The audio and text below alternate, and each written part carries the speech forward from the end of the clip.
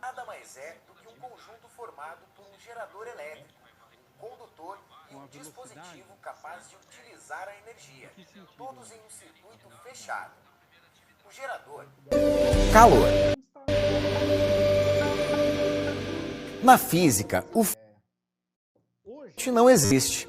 O que existe é o calor. Portanto, tecnicamente falando, a função de um condicionador de ar é a de retirar o calor de um local onde ele não é desejado e movê-lo para outro local, onde sua presença é indiferente. O calor pode ser descrito como energia em movimento. Ele circula quando há diferença de temperatura, se movendo sempre do nível mais alto para o menor. Por exemplo, a temperatura do corpo humano é de 36 graus Celsius. Se a temperatura do ambiente for de 40 graus Celsius, ou seja, maior, o calor será transmitido do ambiente para o nosso corpo, nos aquecendo. Mas se a temperatura do ambiente for menor, como 5 graus Celsius, por exemplo, o calor sairá do nosso corpo para o ambiente. Estaremos perdendo calor, nos dando a sensação de frio. O frio, portanto, é a ausência ou perda de calor. Como medimos a taxa de calor? O calor, como sendo uma forma de energia, pode ser expressado em BTU, joule ou quilocaloria. A taxa de calor é a quantidade de calor que é transmitida por unidade de tempo e pode ser expressada em BTU por hora, watt ou quilocaloria por hora. 1 BTU é a quantidade de calor necessária para elevar uma libra de água de 59,5 para 60,5 graus Fahrenheit ao nível do mar.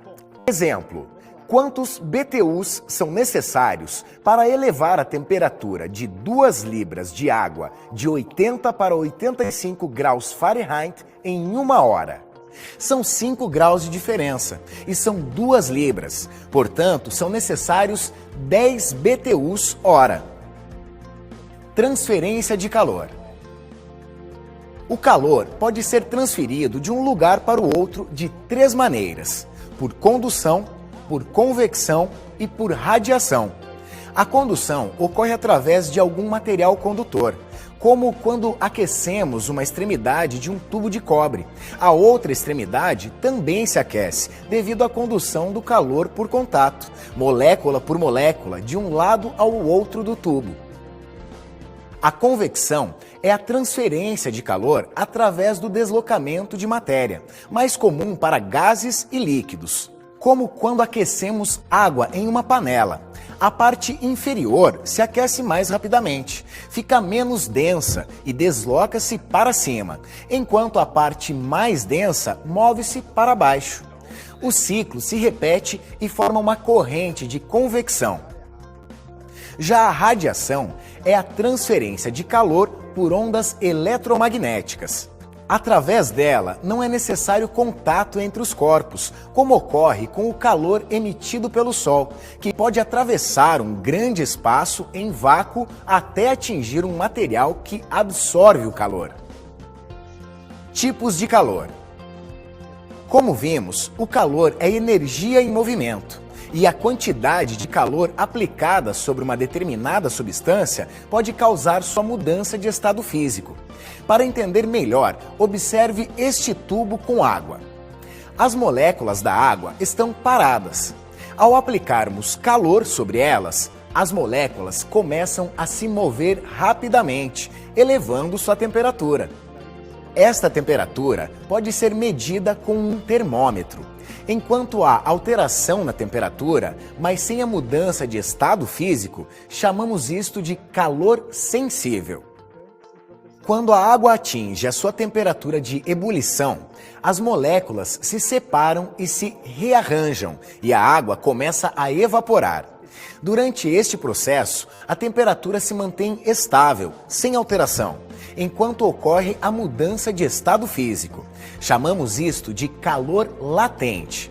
Portanto, calor sensível é a energia da movimentação das moléculas gerando aumento de temperatura sem mudança de estado físico. E calor latente é a separação e arranjo das moléculas, gerando mudança de estado físico sem aumento de temperatura. Temperatura e calor. A temperatura na qual uma substância troca de estado, tanto de líquido para gasoso quanto de gasoso para líquido, é chamada temperatura saturada. Nesta temperatura, a substância se encontra líquida e gasosa ao mesmo tempo. Chamamos esta condição de mistura saturada. Em qualquer temperatura que esteja abaixo do seu ponto de ebulição, a substância se encontra 100% líquida e nela não está presente nenhum vapor. Nesta condição, chamamos a substância de líquido subresfriado. Mas quando ela se encontra em uma temperatura acima do seu ponto de ebulição, estando 100% gasosa, a chamamos de vapor superaquecido.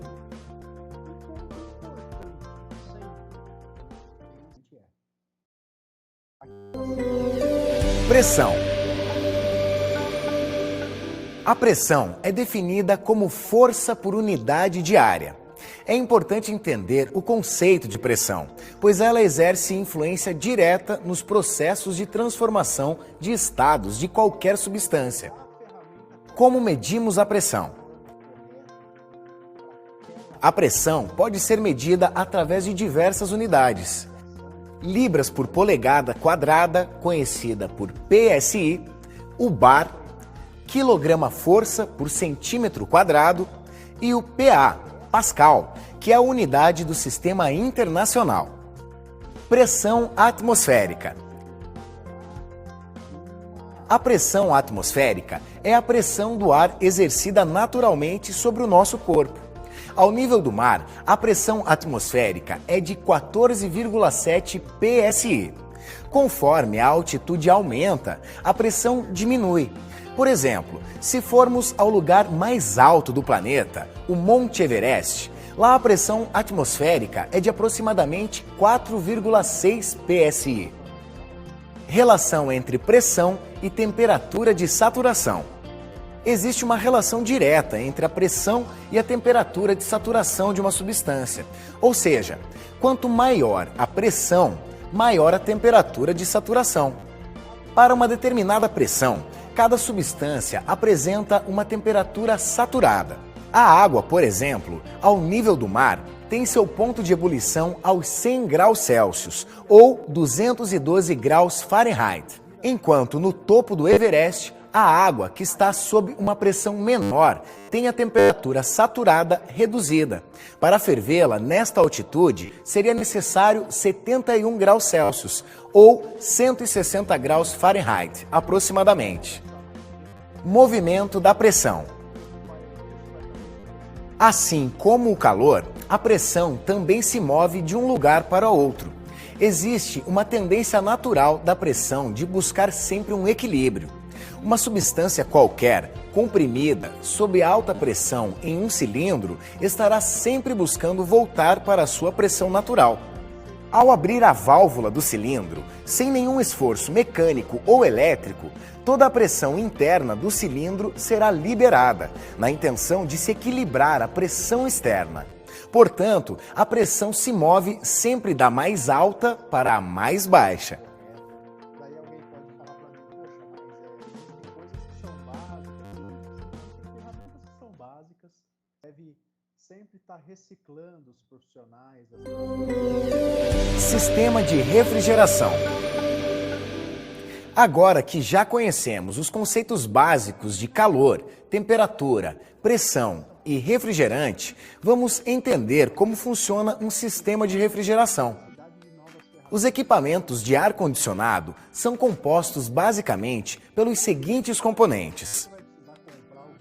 Compressor, responsável por aumentar a pressão no lado do condensador e reduzir a pressão no lado do evaporador.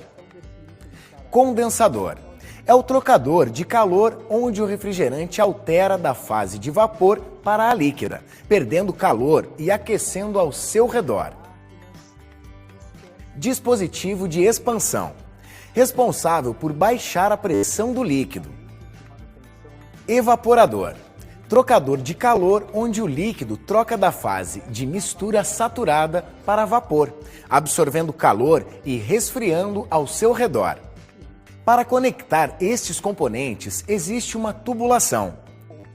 O fluido refrigerante no estado líquido, em alta pressão, passa pelo dispositivo de expansão, baixando sua pressão de forma abrupta, o que faz com que sua temperatura também seja reduzida. Neste momento, o refrigerante se torna uma mistura saturada, sendo parte líquida e parte gasosa, e segue para o evaporador.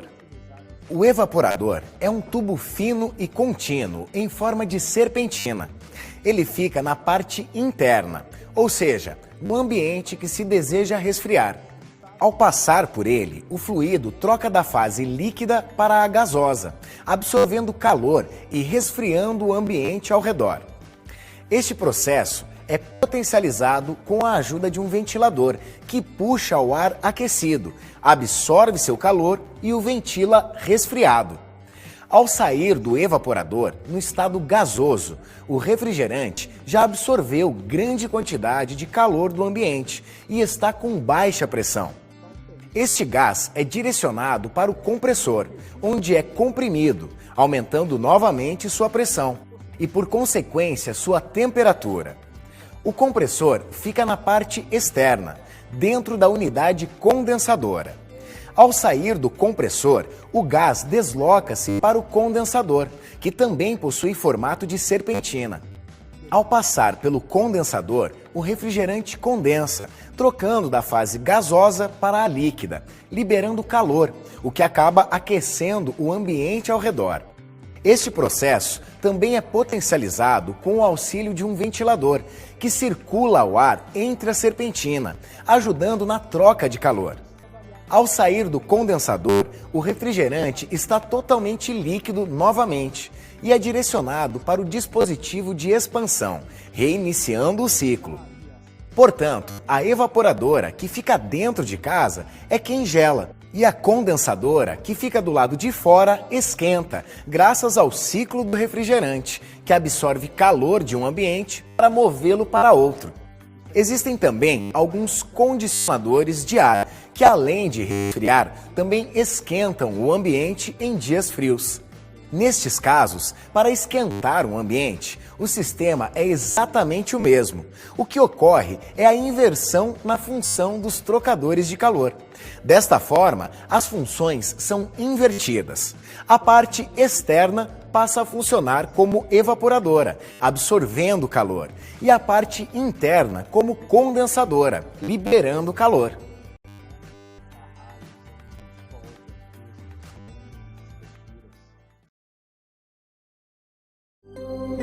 Conceitos básicos de eletricidade. Eletricidade é certamente um termo muito conhecido e utilizado hoje em dia. Ela representa uma série de fenômenos resultantes do movimento de cargas elétricas. Mas para entender a eletricidade, primeiro precisamos saber o que são as cargas elétricas e como podemos utilizá-las a nosso favor. Tudo que existe é formado por átomos. E os átomos são formados por 3 tipos de partículas infinitamente pequenas, invisíveis. No centro são encontrados os prótons e nêutrons, que juntos formam o núcleo do átomo. Ao redor deste núcleo orbitam partículas de elétrons. Os prótons e os elétrons possuem uma propriedade física chamada carga elétrica. Esta carga elétrica é diferente entre eles. A carga elétrica do elétron tem efeito contrário à carga elétrica do próton. Por esta razão, era necessário diferenciá-las. Assim, convencionou-se que as cargas elétricas do próton seriam chamadas de cargas positivas e as do elétron negativas. Os nêutrons não apresentam carga elétrica alguma e por isso são neutros. Todo átomo tende a manter um equilíbrio entre a quantidade de prótons e elétrons. Neste caso, dizemos que o átomo é eletricamente neutro. Se um átomo com mais elétrons do que prótons se aproxima de um outro átomo eletricamente neutro, ocorre uma passagem dos elétrons sobressalentes de um átomo para o outro. Neste caso, o átomo que era neutro deixou de ser e se tornou negativamente eletrizado. Este processo se chama eletrização.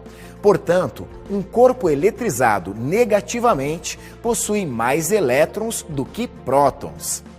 E um corpo eletrizado positivamente possui mais prótons do que elétrons. A eletricidade, portanto, é resultado da presença e movimentação das cargas elétricas nos corpos em geral, constituindo-se numa forma de energia, a energia elétrica. Antes de iniciar qualquer trabalho com eletricidade, é importante conhecer alguns conceitos básicos sobre tensão, corrente, resistência, circuito e potência, que são fundamentais para garantir a sua segurança e a qualidade no trabalho executado.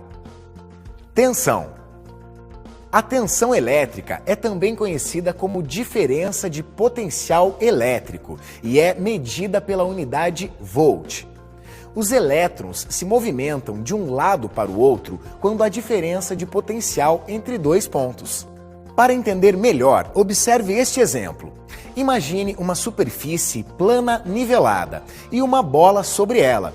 Enquanto as duas extremidades da superfície estão niveladas, o potencial de cada uma delas está equilibrado e a bola não se move. Ao elevar um lado da superfície, estamos elevando o potencial de um lado em relação ao outro, fazendo com que a bola se mova em uma determinada direção. Com os elétrons, funciona da mesma forma. Uma bateria, por exemplo, tem dois polos. A tensão da bateria se dá pela diferença de potencial elétrico entre o polo positivo e o polo negativo. O valor da diferença de potencial entre um polo e outro é chamado de tensão. Se a bateria for de 9 volts, então este é o valor da diferença de potencial entre os polos. Sempre que houver potenciais elétricos diferentes, haverá movimento dos elétrons, geralmente induzido por um gerador. A tensão é, portanto, a força ou o trabalho exercido sobre os elétrons para que eles se movimentem. Corrente. Sabemos que os elétrons se movimentam quando há diferença de potencial. Ao utilizarmos um condutor para movimentar estes elétrons em um determinado sentido, então temos uma corrente elétrica. A corrente elétrica é, portanto, o movimento ordenado de elétrons, e a quantidade de elétrons transportada é medida pela unidade ampere.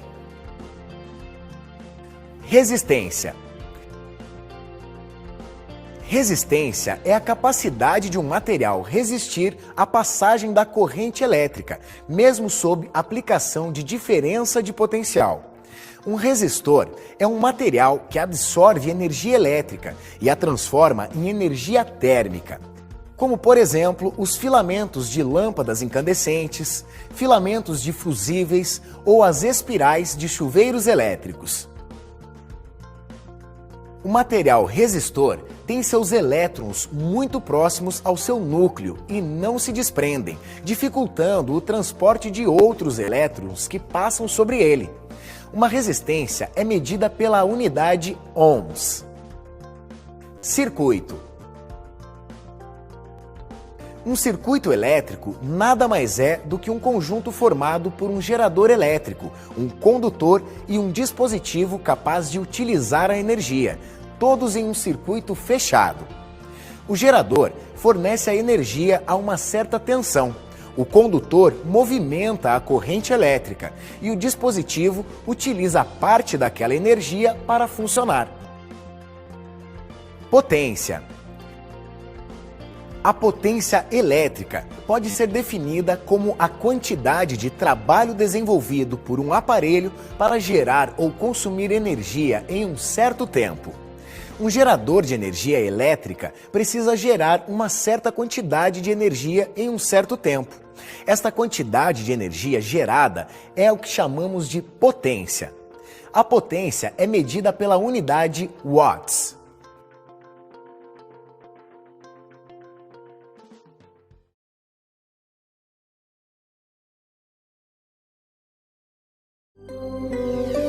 Carga térmica. Carga térmica é a quantidade total de calor a ser retirada ou adicionada ao ambiente para que seja atingida uma temperatura de conforto humano. Um equipamento mal dimensionado, além de não atender à necessidade de refrigeração ou aquecimento, apresentará problemas no seu funcionamento. O estudo de carga térmica é uma análise que deve ser feita no local que receberá o ar-condicionado para identificar o melhor equipamento para este ambiente. A Midea Carrier possui uma ferramenta online que auxilia neste dimensionamento.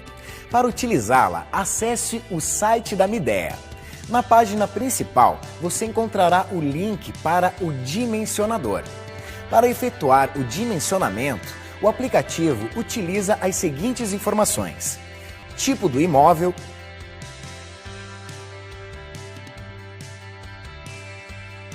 tipo de ambiente, altura, largura, comprimento, número de janelas e cortinas, período no qual o ambiente fica exposto ao sol, número de lâmpadas no ambiente,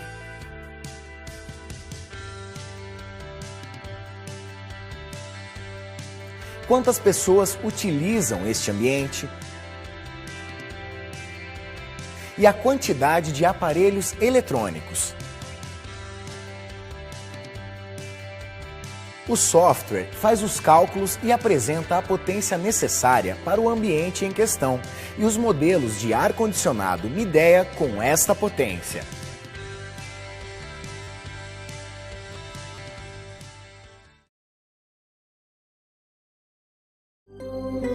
Tipos de tecnologia de ar-condicionado. Atualmente, existem dois tipos de tecnologia utilizada em condicionadores de ar residenciais. O equipamento convencional, também conhecido como máquina fixa, e o equipamento inverter. No modelo convencional, o compressor funciona com rotação fixa enquanto ligado. Ao atingir a temperatura desejada, o compressor se desliga. Quando a temperatura se eleva, o compressor liga novamente, mantendo-se ligado até atingir a temperatura desejada. Já no modelo inverter, o compressor funciona com rotação variável, de acordo com a necessidade de refrigeração ou aquecimento. O compressor, ao atingir a temperatura desejada, ajusta a rotação para acompanhar as alterações, aumentando ou diminuindo a capacidade frigorífica conforme necessário. Em certo momento, o funcionamento do compressor pode ficar muito baixo, podendo até parar totalmente, mantendo a temperatura estável, o que possibilita uma economia de energia. Com a utilização da tecnologia inverter, além da redução no consumo de energia, se obtém uma temperatura estável e um menor ruído.